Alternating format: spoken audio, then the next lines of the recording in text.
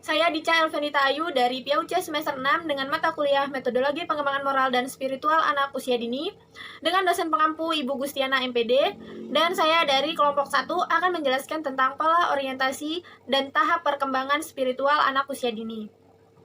Dan rekan-rekan saya dari kelompok 1 ada Dewi Masito Hadiati Putri, Dini Nur Asita, Diah Ayu Bunga Tantri, Dian Islamiati, dan Dian Isnaini. Spiritual berasal dari bahasa Latin yaitu spiritus, di mana berarti udara atau kehidupan.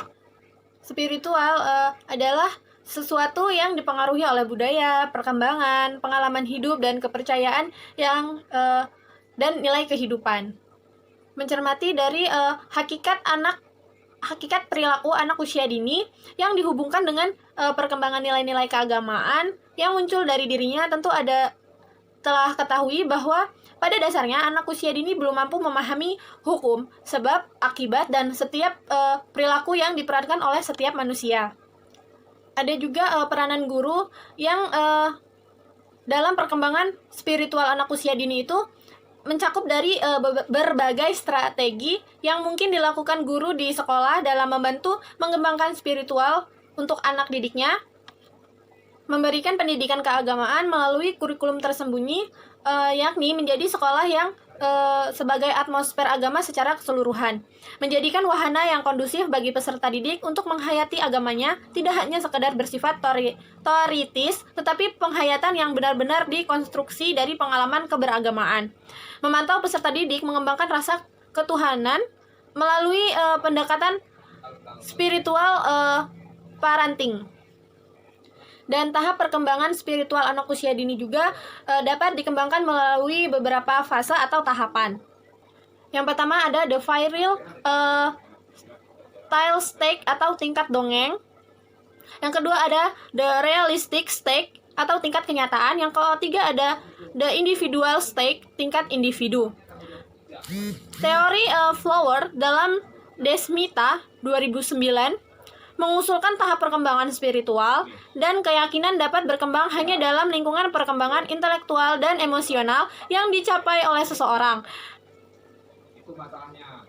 Dan ada 7 tahap perkembangan agama, yaitu yang pertama ada tahap prima faith atau berupa saling memberi dan menerima yang diritualisasikan dalam interaksi antara anak dan pengasuhnya. Jadi tuh kayak misalkan anak usia 0 sampai 2 tahun itu tuh udah diberi kepercayaan gitu terhadap pengasuhnya kayak gitu. Jadi tuh orang tua dan pengasuhnya itu tuh udah saling memberi dan menerima. Juga si anak itu tadi tuh udah saling berinteraksi gitu loh sama pengasuhnya. Pengasuh itu bisa jadi orang tuanya sendiri ya.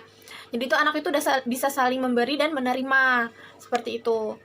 Yang kedua ada tahap intuitif dan projektif, dimana di tahap ini itu anak udah mulai bisa menirukan, karena anak itu udah dapat merangsang beberapa project yang dikerjakan oleh orang dewasa. Dia tuh sudah bisa udah bisa melihat dan dia tuh bisa menirukan semua yang dilakukan orang dewasa.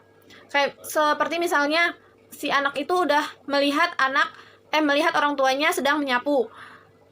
Keesokan harinya anak tersebut melihat sapu, dia udah kayak mulai menggerakkan sapunya seperti yang dilakukan oleh orang tuanya atau orang dewasa. 4 ada tahap systematic conventional fight atau di tahap ini anak udah berusia 12 akhir, di masa remaja atau awal masa dewasa. Kepercayaan remaja pada tahap ini ditandai dengan kesadaran tentang simbolisme dan memiliki lebih dari satu cara untuk mengetahui kebenaran. Jadi si anak ini tuh udah bisa mengolah lagi mana yang benar dan mana yang salah. Yang kelima ada tahap individuative atau reflective fight, di mana anak ini tuh udah mulai pada masa dewasanya, yaitu umur atau usia 19 tahun, yang udah muncul kepercayaan sistematis dan tanggung jawab individual terhadap kepercayaan tersebut. Jadi misalkan anak itu sudah mengetahui jika tanggung jawab dia sebagai umat beragama Islam misalnya, dia udah mengetahui kalau dia punya tanggung jawab terhadap ketentuan-ketentuan yang diajarkan di agama Islam seperti sholat 5 waktu. Yang keenam ada tahap conjunctive fight atau disebut juga paradox consolidation fight yang dimulai pada usia 30 tahun sampai masa dewasa akhir. Tahap ini ditandai dengan perasaan integritas dengan simbol-simbol ritual-ritual keyakinan agama. Dalam tahap ini, seseorang juga lebih terbuka terhadap pandangan-pandangan yang paradoks dan bertentangan, yang berasal dari kesadaran dan keterbatasan dari pembatasan seseorang. Jadi di tahap 30 tahun ini, masa dewasa akhir, tahap ini tuh gimana ya, udah masanya orang-orang dewasa di tahap akhir, maksudnya di usia 30 akhir ini tuh udah mulai mengenal kepercayaan dan ritual-ritual keyakinan. Misalkan kalau di agama Islam itu gimana ya, ritual-ritual yang diadakan oleh umat beragama itu sendiri gitu. Yang terakhir ada tahap universalizing fight yang berkembang pada usia lanjut. Perkembangan agama pada masa ini ditandai dengan munculnya sistem kepercayaan tradisional untuk mencapai perasaan ketuhanan, serta adanya desentralisasi diri atau dan pengosongan diri. Peristiwa-peristiwa konflik tidak selamanya dipandang sebagai paradoks. Sebaliknya, pada tahap ini orang itu mulai berusaha mencari kebenaran universal. Dalam proses pencarian kebenaran ini, seseorang itu akan menerima banyak kebenaran dari banyak titik pandang yang berada, serta berusaha menyelaraskan perspektifnya sendiri dengan perspektif orang lain yang masuk ke dalam jangkauan universal yang paling tua gitu. Jadi udah bisa menelaah lagi mana yang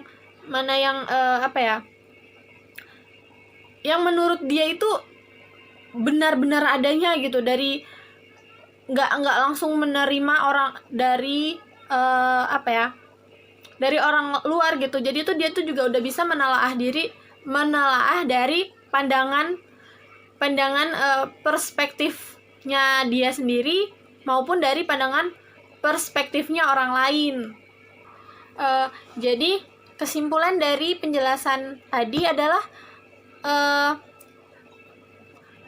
pada anak usia dini, pola orientasi spiritual anak merupakan proses pertumbuhan, kematangan, keyakinan dan kepercayaan orang terhadap satu kekuatan. 3, ada tahap mythic literal fight atau anak ini tuh udah bisa memaknai arti dari tradisi kemasyarakatan, karena di tahap ini tuh anak udah berusia 7 sampai 11 tahun. Jadi anak itu tuh udah bisa menggambarkan tentang Tuhan yang diibaratkan sebagai seorang pribadi gitu. Jadi orang tua ini yang bertindak dengan sikap memperhatikan secara lebih konsisten lagi gitu kepada anak tersebut, agar anak tersebut itu dapat benar-benar mengerti adanya Tuhan, seperti itu. Kesimpulannya adalah pola orientasi spiritual anak merupakan proses pertumbuhan, kematangan, keyakinan dan kepercayaan seorang anak terhadap sesuatu kekuatan yang lebih agung yang ada di luar dirinya.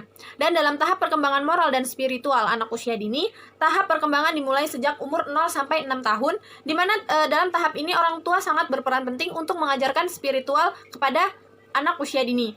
Jadi dari mulai 0 sampai 6 tahun itu orang tua harus lebih teliti lagi dalam membimbing anaknya dalam pola orientasi tersebut gitu, dalam proses pengenalan spiritual atau keagamaannya. Nilai-nilai agama itu harus lebih ditanamkan sejak anak usia dini, harus lebih diperhatikan lagi. Terima kasih, dan kurang lebihnya saya mohon maaf, dan kepada Allah saya mohon ampun. Saya akhiri, wassalamualaikum warahmatullahi wabarakatuh.